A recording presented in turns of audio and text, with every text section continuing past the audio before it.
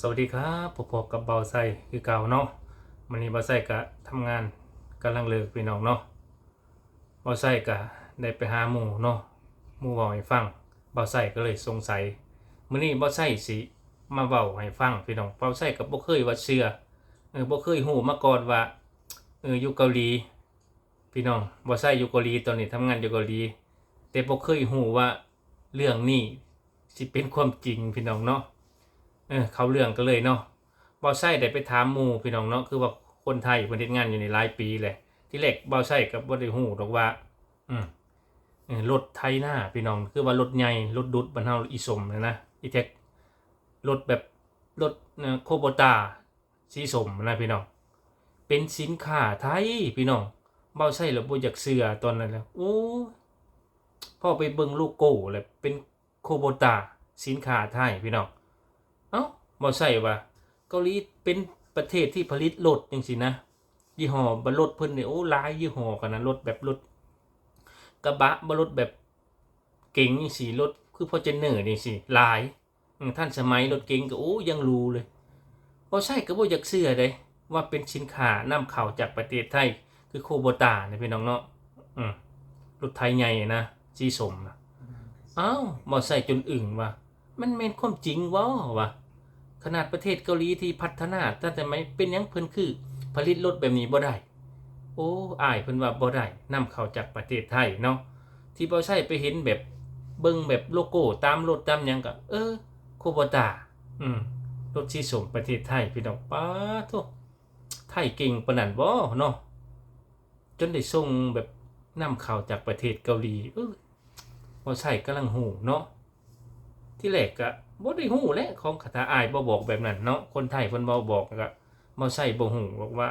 รถนำเข้าจากประเทศไทยเนาะคูปตาที่รถไถใหญ่เนาะเวลาเพิ่นเฮ็ดสวนนี่บ่ใช่นี่เฮ็ดสวนบักแตงเนาะเวลาเพิ่นน่ะปลูกน่ะเพิ่นก็สิไถปั้นดินอยู่ที่แรกก็บ่ใช่ก็ว่าของประเทศเกาหลีแหละเนาะเห็นหยังก็ของทันสมัยเด้พวกรถใหญ่รถหยังนี่มีแต่ยี่ห้อเกาหลีเบิด นี่แหละมีรถคันยี่ห้อเดียวนี่คือโคโบตานำเข้าจากประเทศไทยเพิ่นว่าเกาหลีเฮ็ดบ่ได้พี่น้องผลิตบ่เป็นเงือเป็นคือบ่ฮู้เป็นคือบ่เป็นมาใช้ก็บ่ว่าเพิ่นนำเข้าจากประเทศไทยนี่คือบโคโบตาเนาะโอ้ต้องเว้าในประเทศไทยนี่เก่งเลยพี่น้องเนาะถ้าว่านำเข้าออกจากประเทศคือเกาหลีนี่นำเข้าคือรถโคโบตาจังซี่นะรถไทยใหญ่จังซี่จะบ่ใช่บ่ถามอ้ายอันนั้นครับตอนนั้นเพิ่นก็ดุดสวนเพิ่นนี่แหละบ่ใช่ก็เลยย่างไปเบิ่งเนาะบ่ใช่ก็บ่ได้ถ่ายส่ำนะตอนนั้นน่ะบ่ใช่ก็เลยมาอัดคลิปเนาะ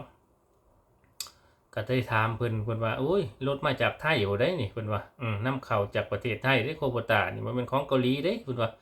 เกาหลีนี่คือนำเข้าซื่อๆเด้ผลิตบ่เป็นเพิ่นว่า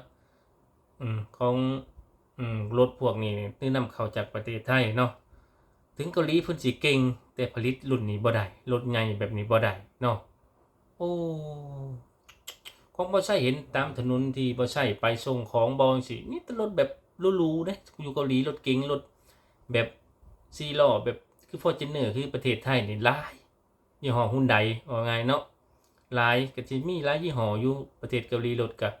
บ่ฮู้ว่ารถแท็กเตอร์นี่คือว่า Kubota รถไถใหญ่นี่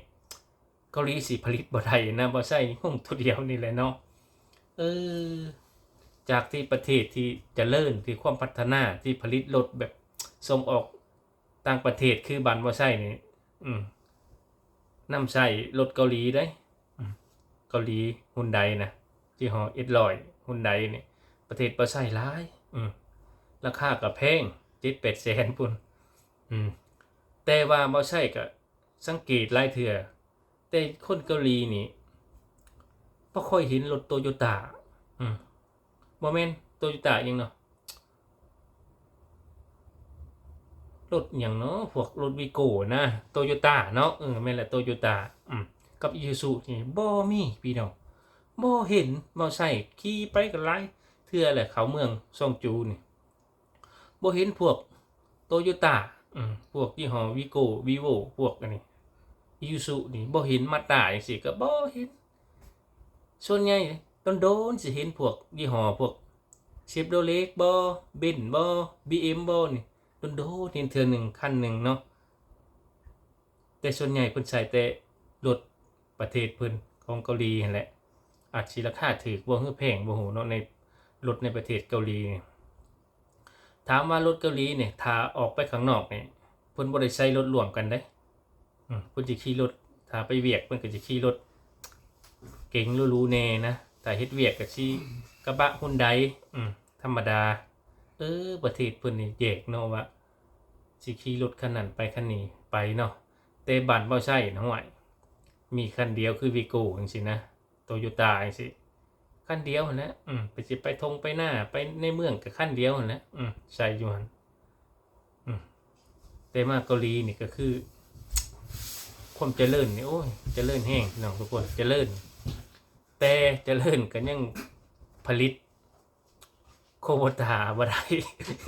บ่ใช่ก็ตัวนี้แหละบ่ใช่ที่ยังงงที่ผลิตโควตาบ่ได้ใช้สินค้าไทยโอ้อยู่พี่หลายได้โควตาก็จะเฮ็ดสวนเฮ็ดไร่นี่ก็จะใช้หลาย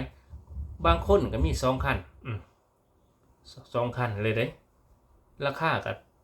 แพงคือกันในอยู่เกาหลีก็ได้เสียบล้านก็มีเด้ทำที่ไอที่เพิ่นเฮ็ดมาหันก็หลายปีเพิ่นว่าเพิ่นก็ขับแต่มาแรกๆขับบ่เป็นเนาะมาอยู่หลายปีคืออ้ายเพิ่นคนไทยเนี่ยจนขับเป็นผมก็เลยถามว่ารถนี่ของเกาหลีนี่ดีเนาะมันแห้งว่าใช่ปะโอ้ยเราว่าบ่แม่นได้สินค้าจากประเทศไทยเพิ่นว่าโคโบตานี่มาจากประเทศไทยโอ้บ่ใช่ก็ยังเพราะว่ายังงงนะยังบ่จักเชื่อนะแรกๆอะจุดท้ายไปเบิ่งโลโก้เนาะโลโก้ของโคโบตาจังได้ฮู้ว่าสินค้าจากประเทศไทยบ่ใช่ก็จนอึ้งแล้วทั้งที่ประเทศเกาหลีเขาพัฒนาความเจริญแบบรถนี่ผลิตหลายยี่ห้อเนาะต้องว่ารถบรรทุกบ่รถใหญ่บ่จังซี่นี่เฮ็ดได้เบิดแต่บ่ใช่ยังงงที่ว่ารถจังซี่ผลิตบ่ได้นะนะที่ว่าบ่ใช่ยังสุดท้ายนี่ประเทศไทยนี่เก่งเนาะนำเข้ารถโคโบตารถใหญ่ได้อย่างสีส้มมันถือว่าสุดยอดเพิ่นก็ใช้แต่สีส้มนะโคโบตาสีส้มหลายแต่นี่ใส่เจ้านายเกาหลีนี่คือสิมักขนาดพี่น้องที่เวลาบ่ใช่ได้ไปนำเฒ่าแก่นี่หลังบ้านเพิ่นตีดินตีหยังบ่ใช่ก็ฮู้ละเอียดคักบ่น่าเนาะเพิ่นจังใส่รถจากประเทศไทยประเทศเกาหลีนี่เก่งอยู่แต่ผลิตบ่ได้บ่ใช่แหน่มีรถเขาเจ้าแบบเก๋งบ่จังซี่มีแต่คันหรูๆรถบรรทุกบ่มีแต่คันใหญ่ๆแต่สุดท้ายยังแพ้ไทยอยู่เด้อไทยสุดยอดไทยบ่ใช่เชื่อเลยว่าไทยนี่เก่งมากที่สุดสำหรับไทยนี่เก่งเพราะว่าเอารถโคโบตานำเข้าจากประเทศเกาหลีได้นี่สุดยอดเลยนะทั้งที่เกาหลีนี่สินำจากรถนี่ไปประเทศอื่นเนาะส่วนใหญ่